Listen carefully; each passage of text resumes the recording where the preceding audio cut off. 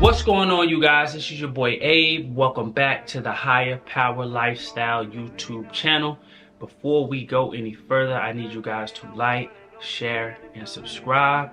Go ahead and hit the subscribe button. As you can see, your boy is almost about to hit that 1,000, so I need your help. Go ahead and like, share this video.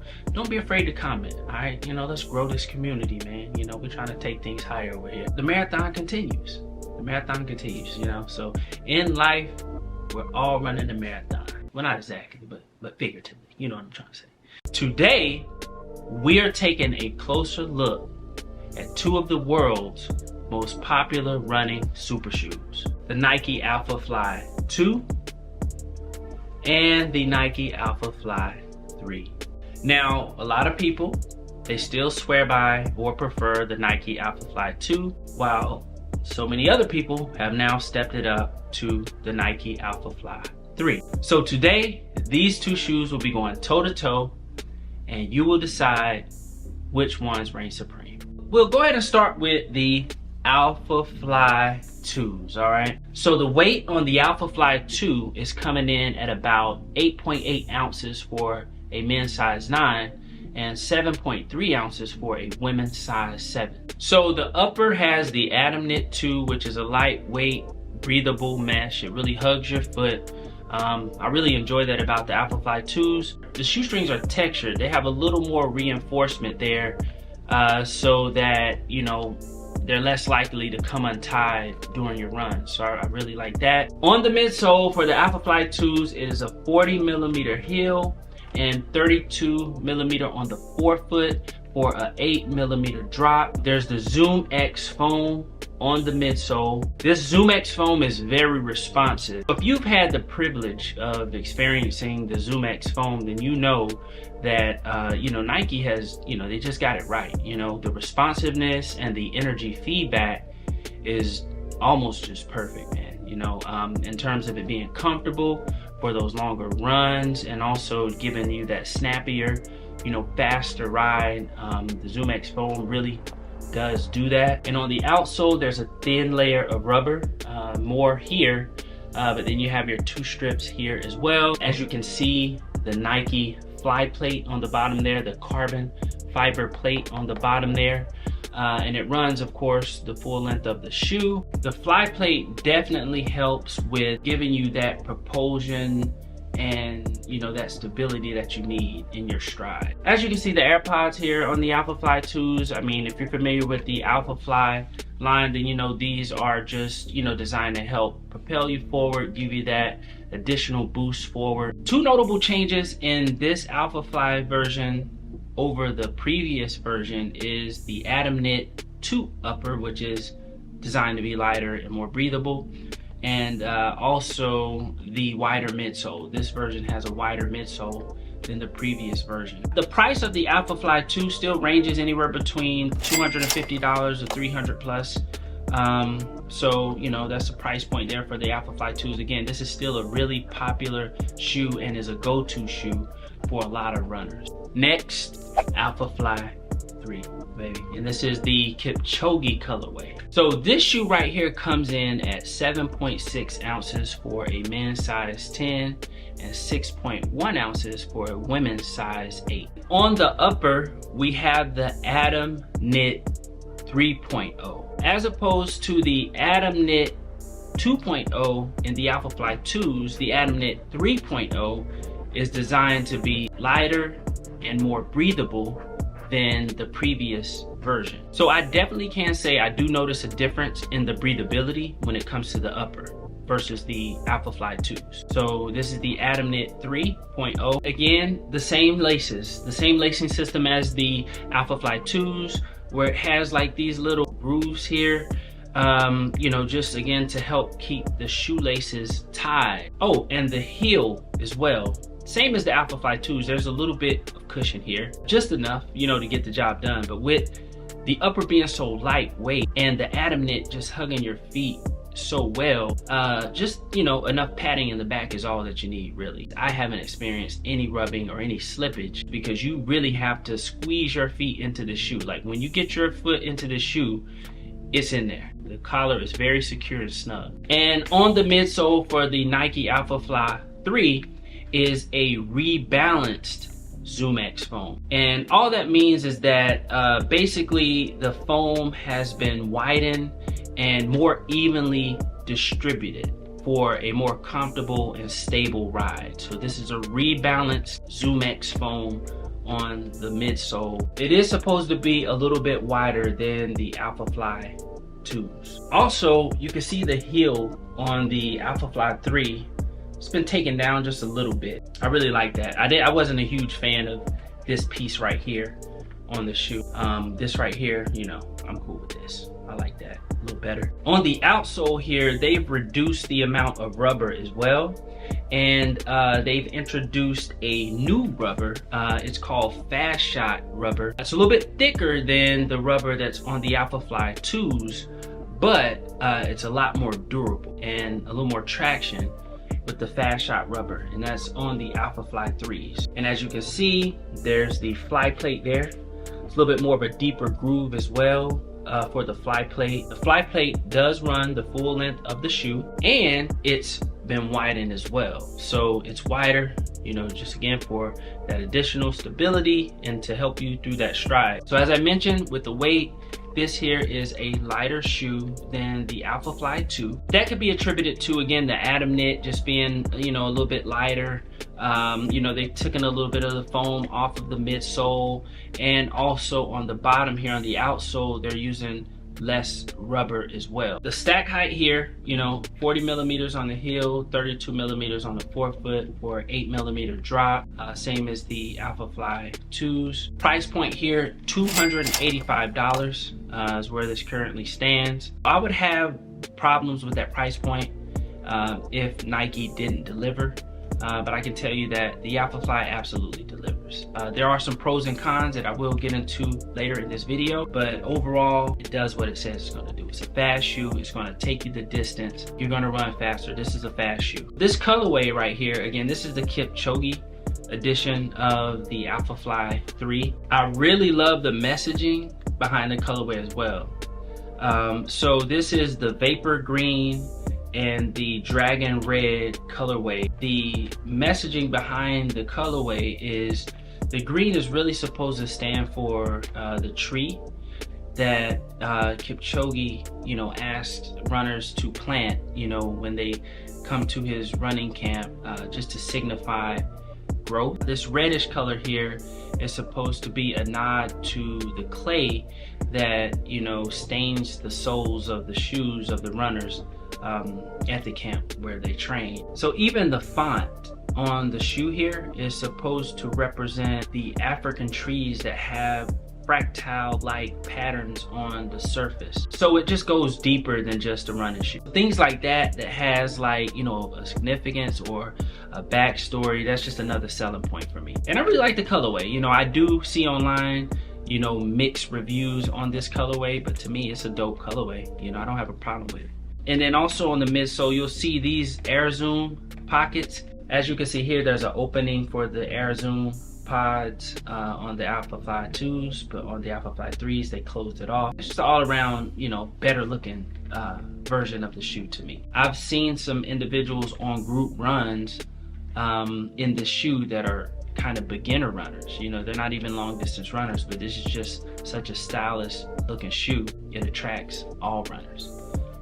You know, all runners can run in it, man. But you know, that fly plate ain't in there for a 5K, man. You know, so this is a marathon shoe. So, and technically, these shoes are not supposed to really give you, like, you know, hundreds and hundreds and hundreds of miles in terms of quality performance. 2, maybe 3 marathons out of this shoe is what you can expect in terms of top performance of the feedback and all of that stuff and the overall performance of the shoe. You can still run many miles in it after that, but you will lose quality and performance, you know, the more you put at it, because it's not much rubber on the bottom here. As you can see, you know, like it'll wear off. So now we're gonna get into the pros and the cons of each. Starting with the Alphafly 2s, we're gonna go with the pros first. Pros is this is a fast shoe. The feedback from the ZoomX foam perfect. I got through my marathon. The cons. When you first get this shoe, if it's your first time buying an Alphafly shoe, the collar will be tight when you first buy it. You may feel like it could be a defect. Like some people have to really like struggle to squeeze their foot into the shoe. But don't fret, that's what you want, okay? You want this shoe to fit snug around your ankle, which it will. We're gonna talk about the arch here, okay? So you will see a lot of people online talking about just how narrow this area is here. And I actually experienced this firsthand. So if you have maybe less of a pronounced arch, or you have wider feet, you know, you're gonna have problems right here. So maybe mile 6 of my runs in this shoe, I started to develop a hot spot. During my last marathon, running in these shoes, again, considering everything else was pretty good, this shoe gave me a painful blister. If you go online and you look at the reviews, you will run across a few people that will complain about just how narrow this arch is here. It was really painful because I could feel the rubbing and the hot spot starting to, you know, form probably around like mile 6 or mile 7 of my marathon. And when I tell you, for the rest of that run, after, you know, like I said, mile 6, mile 7, the rest of my run was super uncomfortable. And I developed a really painful blister. It was only on one foot though. So, but nonetheless, I will not be buying the Alphafly 2s ever again. I cannot confidently recommend this shoe to anyone for that reason. Now, if you have narrow feet, or if you know, you have a pronounced arch and you think that, you know, okay, you know, this may not be an issue for you, have at it. I would still advise go down to a running store, you know, try the shoe on first, maybe take it on some treadmill miles, just to see, you know, first, because I'm telling you, man, that's the last thing you want on a long run, especially a marathon, is to develop, you know, a blister, you know, before you're even halfway through it. Oh, this shoe is loud. Walking in this shoe is just loud. Like, you can't sneak up on anybody in this shoe. Not that you be sneaking up on anybody, but so I did take this shoe to the gym, and just that floor, just that surface, man, it's just, you sound like a horse, man, just approaching. Like, it's a loud clacking noise that's just annoying. And I'm glad I wear headphones during the race, because I can only imagine, like, for everyone wearing these shoes, like, you know, it's loud, man. So it could be annoying just to walk in the shoe. It's a con, but, you know, not that big of a con, because it is a race shoe. But other than that, that's the pros and cons that I have for the Alphafly 2. And I've vlogged maybe overall, maybe close to maybe 250 plus miles in this shoe. Look at the bottom on this shoe right here. For some reason, it wore down like significantly more than the left one. Yeah, that thing is done. Look at that. I mean, again, 250 miles, give or take, in this shoe. Lost the sole. So, hey, won't be buying it again. Had a good time in it. Well, no, I didn't have a good time. I mean, I ran a marathon in it, did what I was supposed to do in it, and I'm done with it. Alphafly 2s, not for me anymore. Now, Alphafly 3. Pros and cons of the Alphafly 3. I've put about 30 miles thus far on this shoe. Alright, so this Atom Knit 3.0. Definitely lighter, definitely more breathable. That's a pro. Just the overall midsole, again, the aesthetics here looks way better to me. They closed off this part here for the Air Zoom pod. That looks a lot better. And it's a wider midsole. So guess what that means? No blister. Out of all the miles I've ran in this shoe, again, I ran 30 miles. I ran my half marathon in this shoe, and no blister, baby. This thing feels really good, and it feels really fast. To me, this shoe is faster than the Alphafly 2 in my experience. No blister. Yes, this is the go-to right here. I will definitely be purchasing more pairs of the Alphafly 3, and I can confidently recommend the Alphafly 3. But I always do, you know, advise you, if you can, go down to, you know, your local running store and just try on the pair first. I always say that because you know, the run really ultimately depends on the runner. You know, we put too much emphasis and responsibility on the shoe, but you know, depending on just your level of training or your gait, you know, just how your feet are, all those things like need to be considered when you're buying a running shoe. And just because it works for me doesn't mean it's gonna work for you. So I always advise that you go down to a local running shoe store first. The cons with this shoe, the only con I would say is this shoe is loud as well. Not as loud as the Alphafly 2s, but it's still loud. And again, you know, we're talking about a race shoe here, so it shouldn't really matter about how it sounds at the end of the day, you know, as long as it gets the job done and performance-wise, you know, it delivers. Other than that, I really don't have a con at the moment. I've only done 30 miles in this shoe. The Alphafly 3 is my favorite out of the Alphafly series. Now, I have a marathon coming up in about a month. Know what I said about running in a Mizuno Wave Rebellion. I know what I've said about running in the Mizuno Wave Rebellion 3. I know what I said. I'm probably gonna run my marathon in this shoe.